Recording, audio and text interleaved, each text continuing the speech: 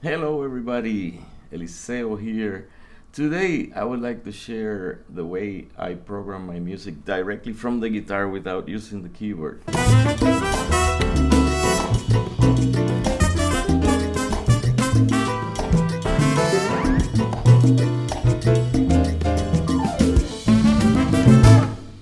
Sometimes people like me are a little slower on the keyboard, and it's a lot faster to just program from the Midi guitar. Most of the time for horn parts or bass I use this, and this goes straight to Midi, and then I can go to Finale and make a score.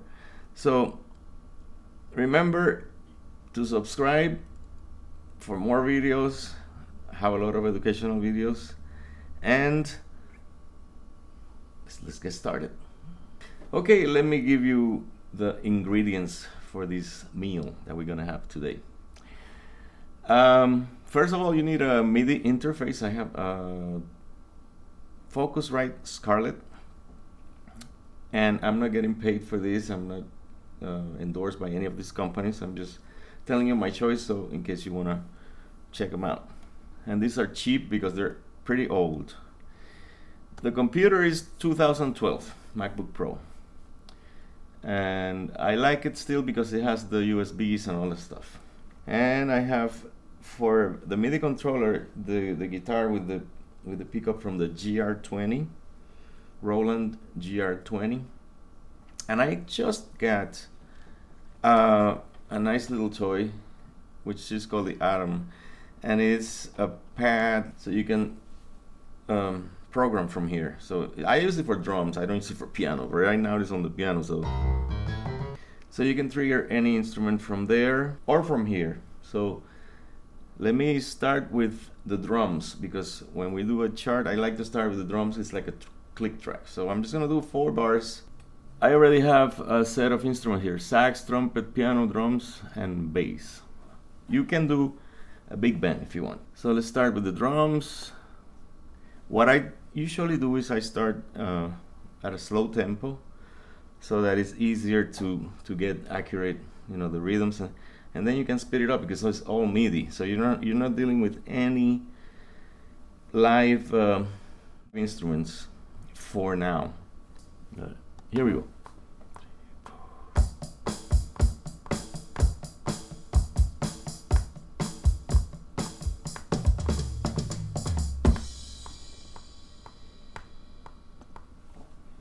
Okay, we got the drums.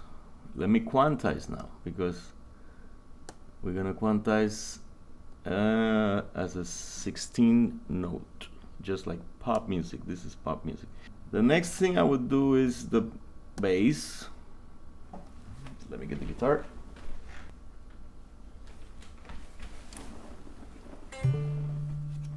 Okay, now I have a bass here.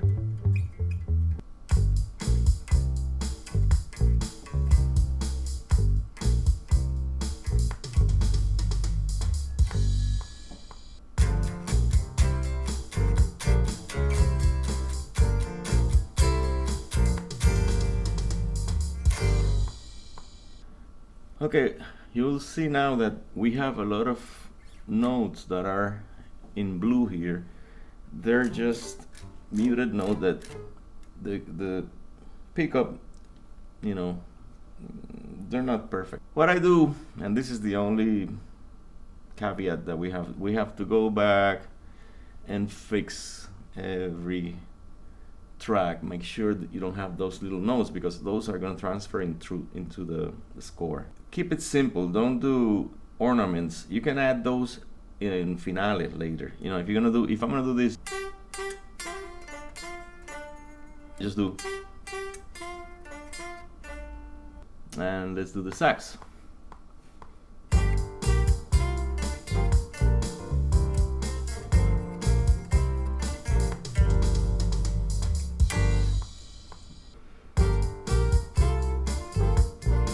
Alright, so we got our masterpiece, and we're gonna quantize that trumpet too, and check for any note.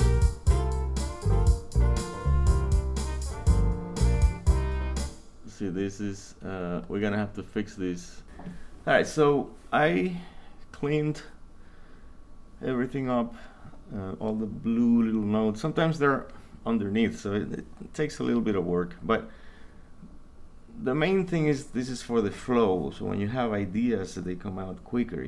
You can always go back and maybe program from here, but once you have the idea, it's a lot easier to just reproduce it than waiting or playing around with the piano. If you're not a pianist, it's going to take you forever to get good ideas.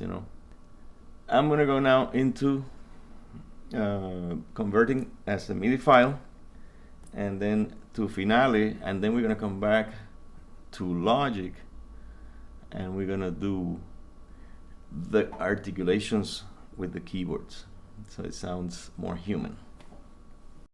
So on this step, what we're going to do is we're going to take the MIDI files and export them. So what you're going to do is you're going to highlight your first instrument, and before you do this, make sure you have a folder where you're going to put your files. Otherwise they might get lost, or they might go to a Logic file or a different file. And then you go to export, selection as MIDI file, name it, and then make sure this is on the right folder that you want, and then you just hit save. And then I have another one that I just did on that folder, so that's why it's, replace. Let me do the piano for you, because the piano sometimes might be a little tricky because it has two lines that we have to make sure that we get them both. So piano.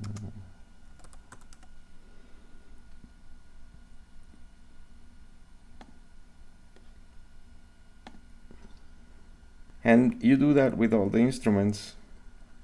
Do it one by one because you want to name them and you don't want to get confused later, And then we're going to open Finale. We're going to hit go to File, Launch Window, and Setup Wizard. Here you have option to take a template already made for you, or you can save your templates here. You should do it if you're working with the same band. But we're gonna do one. We're gonna make our own staff, or our own score. So we're gonna need piano. Just hit add. I'm just gonna do the piano and the sax for now because tenor, sax, add. Okay, but you got to do the whole instruments, right? I just want to make it a little quicker. Title, test. Then here you pick the common time or whatever time you want. And we're gonna go to 2 flats, but it's a minor. We are in G minor. If you have a pickup, you specify what pickup you want and the number of bars. I only need like 4 basically. Let's do 5. And the tempo. If you want to edit later in Finale, maybe you should slow that tempo down so that to a tempo that you can manage. Okay, so I just have 2 instruments here, but I'm going to show you with go to the folder that you put your MIDI files. And okay, let's take the piano. What we're gonna do is we're gonna put it straight here. See, it's not gonna go. So we're gonna open it. Finale is gonna open it. It's asking you some stuff, and then it's open. And then what you do, you gotta. There's 2 ways to do that. Either click here, but then you only have the right hand. So if you want, you can do shift and click here, and now you have everything. Or you can just drag over either the whole piece or the part that you want. In this case, I only want this, so I should just do that. Okay, and then you hit Command C for copy. You close this, no need to save. And you come to the piano and again highlight both the first bar and then hit Command V or Command paste. And I see that this is a little low here. If you want, you can go up by going to utilities, transpose up octave, and OK. And now you have a more usual range for the piano. So okay, let's go to the sax now. Open it. Let Finale open it, and the same thing. We are gonna copy. Close it. No need to save. And then the cool thing about this is that when you hit paste, the sax is already transposed. So you don't have, if it's a tenor sax, if it's an alto, you don't have to worry about the transposition. So now that we have everything written down clean and nice, edited, and also make sure you write the articulations and everything, the crescendos, decrescendo, piano, forte, everything, you write it in Finale so it's nice and clear for the musician who's going to read it, maybe in the studio. So maybe you do it in a commercial, maybe you're doing a part of a movie, you never know. So now we're going to have some fun with this. Of course, think about the articulations before you do this, because you're going to have to, or go back and write them if you like. So this is the contact complete that I have, and it's when you hit these low notes here, you change the articulation. See, turn up a little bit. If you press another key here,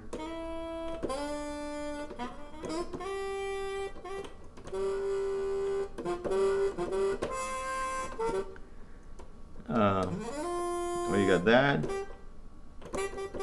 staccatos, vibrato, apoyatura, different. And this one, which the one that I use the most is this. No, not that one. This one. That one. Okay, so now we're gonna have some fun. We're gonna put some articulations into these guys over here.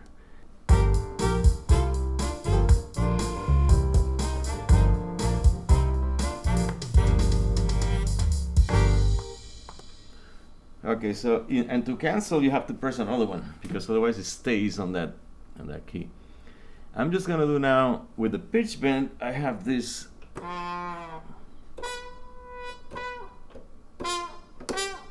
If you do the whole pitch bend, the whole wheel, it's fast. If you do it slow, so I'm gonna do a slow one for the end here. So I wanna make sure that I do it just before the note.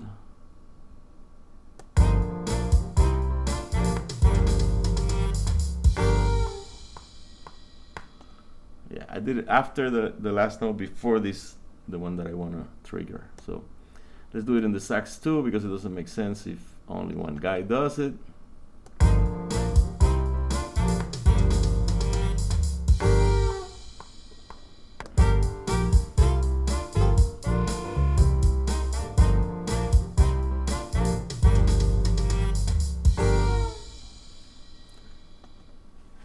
And that's how you make it sound a little more human. So please remember to subscribe, remember to send me comments, remember to buy my records on CD Baby, remember to keep practicing anything you want, just dislike, like, whatever you want.